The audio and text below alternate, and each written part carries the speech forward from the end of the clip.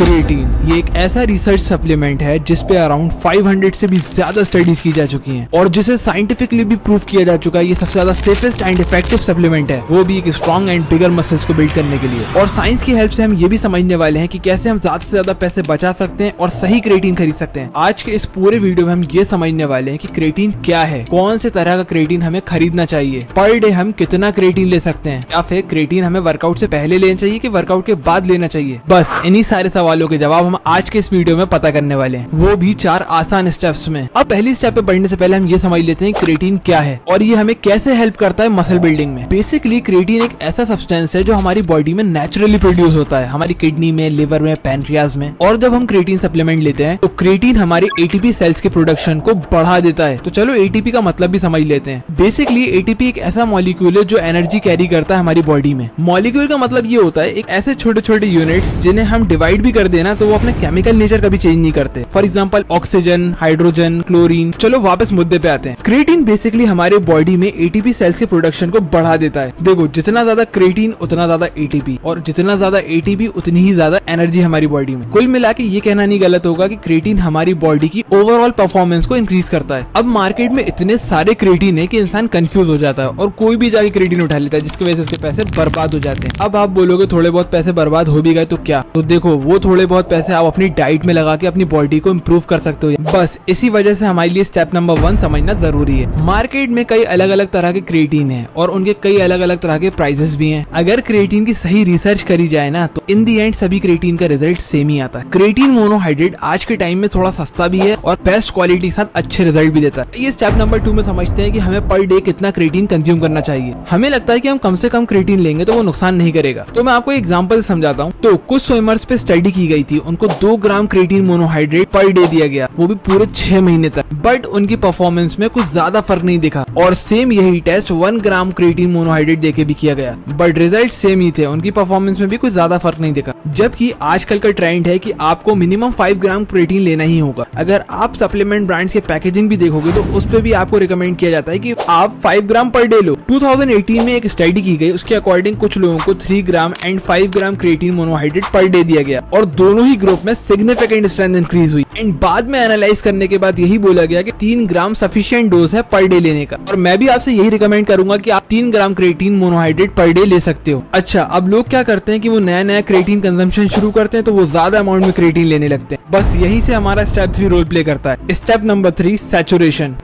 जब आप क्रिएटिन लेना शुरू करते हैं तो आपके मसल सैचुरेशन में थोड़ा टाइम लगता है। ये एकदम से एक रात में नहीं होता और इनफैक्ट इसके रिजल्ट्स आने में हफ्तों लग जाते हैं। अब जो क्रिएटिन लेने के बाद फास्ट रिजल्ट एक्सपीरियंस करना चाहते हैं उनके वजह से 2 फेसेस बनाए गए। Number 1 loading phase and second is non loading phase. अब लोडिंग फेज एक ऐसा तरीका है जो आपको हेल्प करता है फास्टर मसल बिल्ड करने में। मतलब ये है कि आप लोडिंग फेज से ज्यादा जल्दी बेनिफिट ले सकते हो। बस आपको लोडिंग फेज में 5 ग्राम क्रिएटिन 4 बार लेना है दिन भर में, मतलब 20 ग्राम पर डे। और यही चीज आपको पूरे 7 दिन करनी है, जिससे आपके रिजल्ट्स एलिवेट हो जाते हैं। एंड उसके बाद बचे हुए 3 हफ्ते आप 3-3 ग्राम पर डे लोगे। अब बात करते हैं नॉन लोडिंग फेज की। अब नॉन लोडिंग फेज एक ऐसा तरीका है जिसमें आपको स्लोअर रिजल्ट्स मिलते हैं, जिसमें आपको 3 ग्राम पर डे क्रिएटिन मोनोहाइड्रेट लेना है और वो भी पूरे 4 हफ्तों तक। अगर हम बात करें दोनों फेज की तो ज्यादा अच्छा रिजल्ट किस में आता है, तो देखो सच ये है कि रिजल्ट्स दोनों में सेम ही आते हैं। बस फर्क सिर्फ इतना है कि लोडिंग फेज के अंदर आपको जल्दी रिजल्ट्स मिलते हैं as compared to non loading phase. Loading phase का एक ड्रॉबैक है, अगर आप कटिंग कर रहे हो यानी फैट लॉस कर रहे हो तो उस टाइम पे ये आपका वेट गेन फास्टर करेगा। अब ये आपकी प्रायोरिटीज के अकॉर्डिंग आप चाहो तो लोडिंग फेज भी कर सकते हो और नॉन लोडिंग फेज भी कर सकते हो। कुछ लोगों का क्वेश्चन ये होता है कि भाई क्रिएटिन को वर्कआउट से पहले लेना चाहिए या वर्कआउट के बाद लेना चाहिए। तो आइए चलिए डिस्कस करते हैं हमारी स्टेप नंबर 4। देखिए क्रिएटिन इमीडिएटली रिजल्ट शो नहीं करता तो प्री वर्कआउट लेने का कोई सेंस ही नहीं बनता। लेकिन अगर आप इसे कार्ब्स एंड प्रोटीन के साथ लेते हो तो ये आपके लीन मसल बिल्डिंग को ज्यादा इफेक्टिव तरीके से रिजल्ट देगा। कई सारी कंपनीज इस क्रिएटिन को प्री वर्कआउट सप्लीमेंट में ऐड करती हैं तो इसका कोई सेंस ही नहीं बनता। देखो इन दी एंड मैं आपसे यही बोलूंगा, कई स्टडीज में ये बोला गया है कि क्रिएटिन को आफ्टर वर्कआउट लेना ज्यादा इफेक्टिव है। अब बात कर लेते हैं कि हम कौन सा क्रिएटिन कंज्यूम करते हैं। देखो हम कंज्यूम करते हैं क्रिएटिन मोनोहाइड्रेट जो कि है वेलकोर का। और अगर आप इसकी डोजेज देखोगे ना पर डे की तो इस पे भी क्लियरली मेंशन किया गया है कि आप 3 ग्राम पर सर्विंग ले सकते हैं। सबसे अच्छी बात ये हमारे अंडर बजट भी आ जाता है। मैं एक बार इस पूरी वीडियो की आपको एक समरी दे देता हूँ। नंबर 1 स्टेप में हमने ये समझा कि हमें क्रिएटिन कौन से टाइप का लेना चाहिए। Basically creatine monohydrate is the best creatine.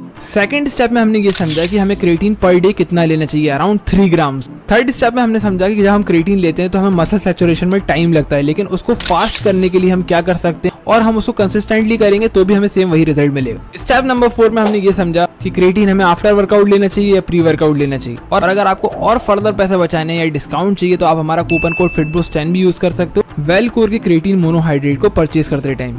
और देखो एक सच बात बोलूं ना तो अभी तक मार्केट में जितने भी क्रिएटिन है मुझे one of the best creatine लगा वेलकोर का। सो गाइस होप ये वीडियो आपको हेल्प करेगी क्रिएटिन के बारे में समझने में। इसके बाद भी अगर आपको कोई फर्दर डाउट है तो आप प्लीज हमें कमेंट सेक्शन में बताएं ताकि हम वो सारे डाउट आपको क्लियर कर सकें। So guys that's a wrap up for this video. Hope आपको ये वीडियो पसंद आया होगा। Make sure to hit the like button, channel पर नए हो सब्सक्राइब कर देना और जितने ज्यादा से ज्यादा लोगों में शेयर कर सकते हो प्लीज शेयर कर देना।